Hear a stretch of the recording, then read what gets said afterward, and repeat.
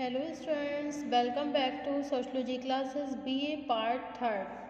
Okay, today our topic is purposive sampling. Okay, purposive sampling.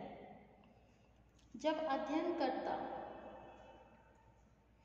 किसी विशेष उद्देश्य को सामने रखते हुए अपनी इच्छा के अनुसार समग्र में से कुछ इकाइयों का चयन करता है तो ऐसे निर्देशन को उद्देश्य निर्देशन कहा जाता है। ओके स्टूडेंट, अध्ययन से संबंधित अनेक विषय इस प्रकृति के होते हैं कि उनसे संबंधित वैज्ञानिक निष्कर्ष निकालने के लिए कुछ विशेष इकाइयों का अध्ययन किया जाना आवश्यक समझा जाता है। ओके, इस स्थिति में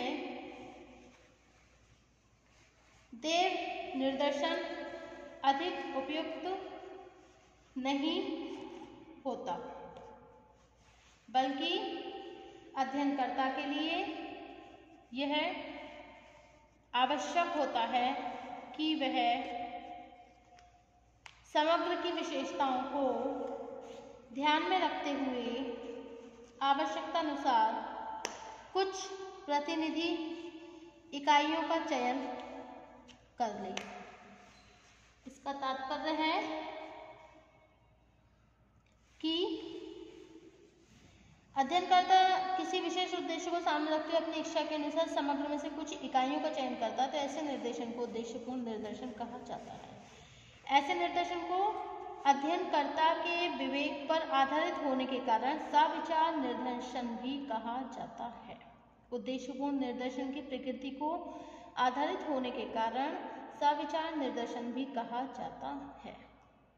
उद्देश्यपूर्ण निर्देशन की प्रकृति को स्पष्ट करते हुए जैनसन का कथन है, उद्देश्यपूर्ण निर्देशन कुछ इकाइयों को चुनने की वह विधि है जिसके अंतर्गत चुनी गई इकाइयां संपूर्ण समग्र की विशेषताओं के संदर्भ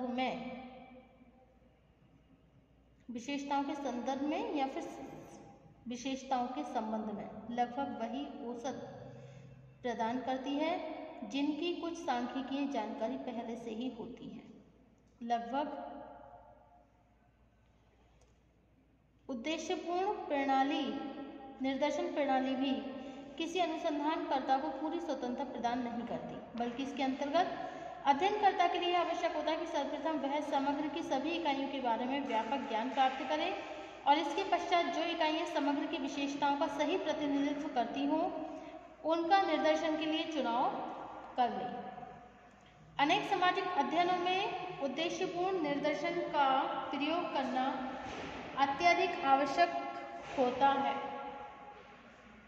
उदाहरण के लिए यदि कुछ गंभीर अपराधियों की पारिवारिक पृष्ठभूमि तथा मनोवृत्ति का अध्ययन करना हो तो निर्देशन के अंतर्गत कुछ ऐसे कैदियों का समावेश करना आवश्यक होता है जो अत्यधिक गंभीर अपराधों के कारण कारागार में लंबी सजा काट रहे हों। वास्तव में उद्देश्यपूर्ण निर्देशन एक सरल और मितव्ययी प्रणाली है।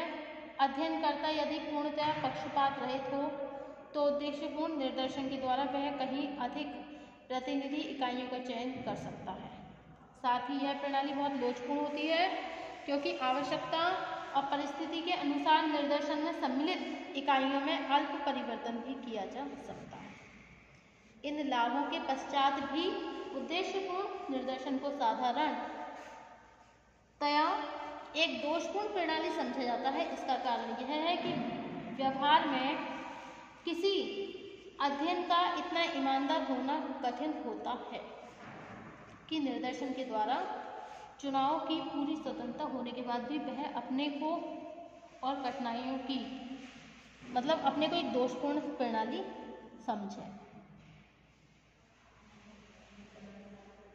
निर्देशन के चुनाव की पूरी स्वतंत्रता के बाद भी वह अपने श्रम और कठिनाइयों की चिंता न करे। इसके फलस्वरूप अध्ययनकर्ता अक्सर ऐसी इकाइयों का चयन कर लेता है जो उसके लिए सुविधाजनक होती है। ओके। अब नेक्स्ट है आपका स्तरित निर्देशन, स्ट्रेटिफाइड सैंपलिंग। ओके, स्तरित निर्देशन को मिश्रित निर्देशन भी कहा जाता है, क्योंकि इसमें देव निर्देशन तथा उद्देश्यपूर्ण निर्देशन की विशेषताओं का मिश्रित रूप देखने को मिलता है। ऐसा निर्देशन उन अध्ययन विषयों के लिए अधिक महत्वपूर्ण होता है जिनसे समग्र में से एक दूसरे से भिन्न विशेषताएं प्रदर्शित करने वाले समूह पाए जाते हैं। स्तरित निर्देशन का चुनाव करने के लिए सर्वप्रथम अनुसंधानकर्ता द्वारा समग्र की सभी इकाइयों को कुछ विशेष स्तरों अथवा श्रेणियां कैटेगरीज में विभाजित कर लिया जाता है। इसके बाद भी श्रेणियों में देव निर्देशन की किसी भी उपयुक्त प्रणाली के द्वारा निर्धारित संख्या में इकाइयों का चुनाव कर लिया जाता है। स्तरित निर्देशन के लिए साधारणतः यह आवश्यक है कि प्रत्येक श्रेणी में उतनी ही संख्या में इकाइयों का चयन किया जाए जिस अनुपात में समग्र के अंतर्गत विभिन्न श्रेणियों के सदस्यों की संख्या हो। उदाहरण के लिए यदि कृषकों की समस्याओं का अध्ययन करने के लिए हम गांव के 1000 कृषकों में से 100 कृषकों का चयन करना चाहते हैं, तो इसके लिए सर्वप्रथम गांव के सभी कृषकों को विभिन्न श्रेणियों में विभाजित करना आवश्यक है। ओके, विभिन्न परिस्थितियों में स्तरित निर्देशन का कोई एक सामान्य स्वरूप नहीं होता है। कार्य प्रणालियों के दृष्टिकोण से स्तरित निर्देशन के 3 प्रमुख स्वरूपों का उल्लेख किया जा सकता है। नंबर वन है हमारा समानुपातिक स्तरित निर्देशन, प्रोपोर्शनेट स्ट्रेटिफाइड सैंपल। ओके, इसके अंतर्गत प्रत्येक श्रेणी में से निर्देशन के लिए उतनी ही इकाइयों का चयन किया जाता है जिस अनुपात में विभिन्न श्रेणियों की कुल संख्या समग्र के अंतर्गत होती है। पूर्व उदाहरण इसी प्रकार के निर्देशन को स्पष्ट करता है।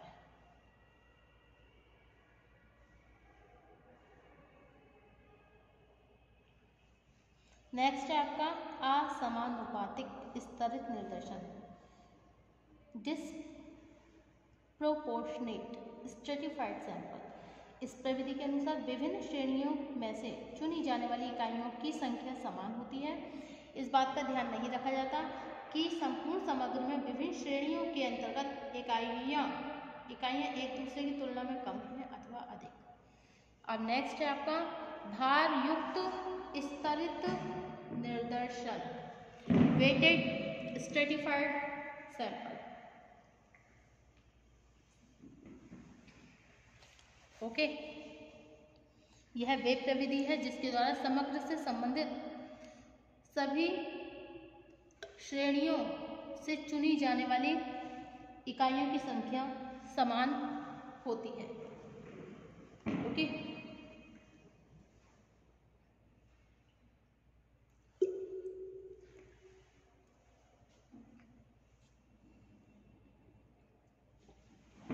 लेकिन बाद में ये संख्या अधिक संख्या वाली श्रेणियों से प्राप्त इकाइयों को अधिक भार दे दिया जाता है। किराया यह भार वेट उसी अनुपात में बढ़ाया जाता है जिस अनुपात में किसी श्रेणी के अंतर्गत इकाइयों की संख्या अधिक होती है। अधिक भार किसी विशेष इकाई के महत्व में वृद्धि करने के लिए किया जाता है। अब नेक्स्ट है आपका स्तरित निर्देशन में सावधानी। ओके, प्रिकॉशंस इन स्ट्रेटिफाइड सैंपलिंग।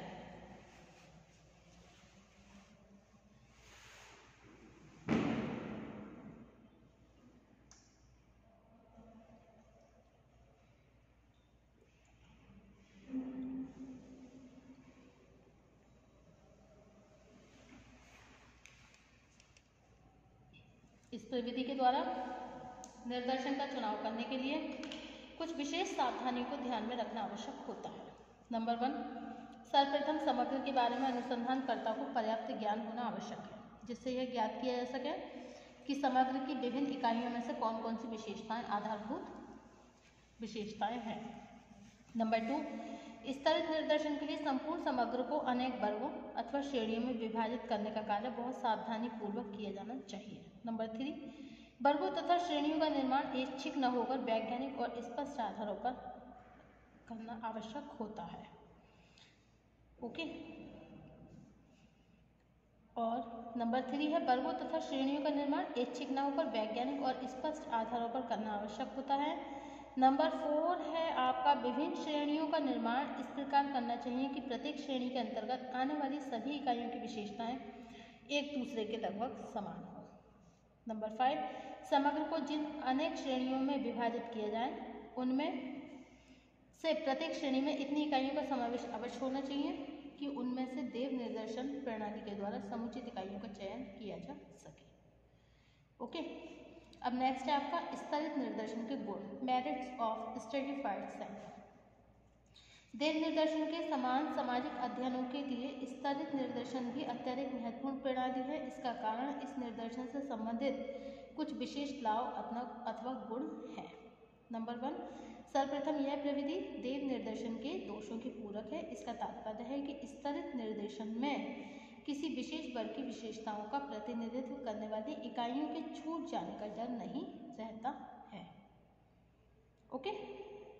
नेक्स्ट है, इस प्रणाली के द्वारा कि स्तरित निर्देशन छोटे आकार का होने पर भी अधिक उपयोगी होता है। मतलब इस प्रणाली के द्वारा चुनी गई इकाइयों में से यदि कुछ इकाइयों में से किसी का संपर्क स्थापित करना कठिन हो तो उनके स्थान पर सरलतापूर्वक अन्य इकाइयों का चयन किया जा सकता है। नेक्स्ट है, स्तरित निर्देशन के दोष। इस प्रविधि के प्रयोग के लिए यदि विभिन्न श्रेणियों का निर्माण सावधानीपूर्वक नहीं किया जाता तो एक प्रतिनिधि निर्देशन को प्राप्त कर सकना बहुत कठिन हो जाता है। नंबर 2, यदि विभिन्न श्रेणियों के आकार में बहुत अधिक अंतर होता तो समानुपातिक रूप में निर्देशन का चुनाव करना बहुत कठिन होता है। नंबर 3, यह ज्ञात करना बहुत कठिन होता है कि किस इकाई को किस श्रेणी के अंतर्गत रखा जाए। ओके। और नेक्स्ट है बहुस्तरीय निर्देशन। बहुस्तरीय निर्देशन कुछ सीमा तक स्तरित निर्देशन के ही समान होता है, लेकिन इसकी विशेषता यह है कि इसका प्रयोग किसी बहुत बड़े अध्ययन क्षेत्र में से एक निर्देशन चुनने के लिए किया जाता है। ओके। नेक्स्ट है कोटा निर्देशन। कोटा निर्देशन स्तरित और उद्देश्यपूर्ण निर्देशन का एक विस्तृत स्वरूप है। और नेक्स्ट है स्वयं चयनित निर्देशन। कभी कभी अनुसंधानकर्ता को निर्देशन का चुनाव करने की आवश्यकता नहीं होती, बल्कि कुछ व्यक्ति स्वयं अपनी रुचि अथवा जागरूकता के आधार पर ही निर्देशन का अंग बन जाते हैं। Okay, thank you for watching my YouTube channel. Thank you so much.